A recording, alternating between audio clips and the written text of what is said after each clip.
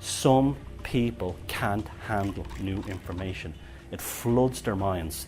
And the reason is because they probably didn't pay attention to it all their lives, and then suddenly it comes bombing into them.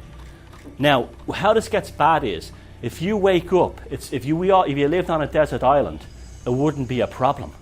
But you have to live in the real world, and you come home to your wife or your husband or your friends, and you tell them this.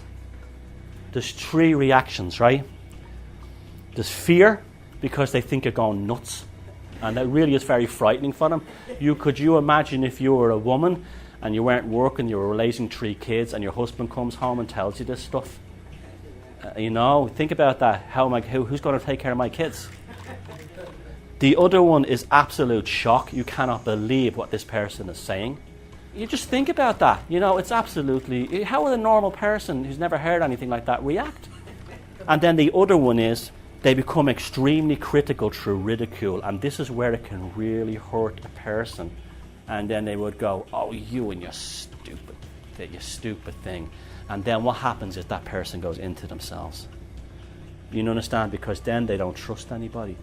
Then they start thinking that the rest of the world, and this is where cults and stuff step in, because they're the first ones that'll tell you anyone who's not a member of our group is evil. But usually a lot of these groups depend on you and your friends to ridicule you, so you withdraw into their system. It's a trap you kind of played into, and it's very dark in some people. And that's why you have this us or them mentality that's always put around there.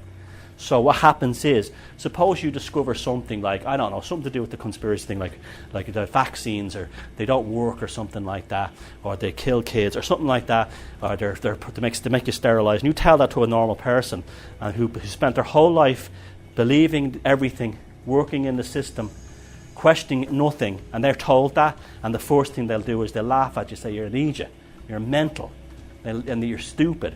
And then they might pick out something like, okay, tell me how, they don't work.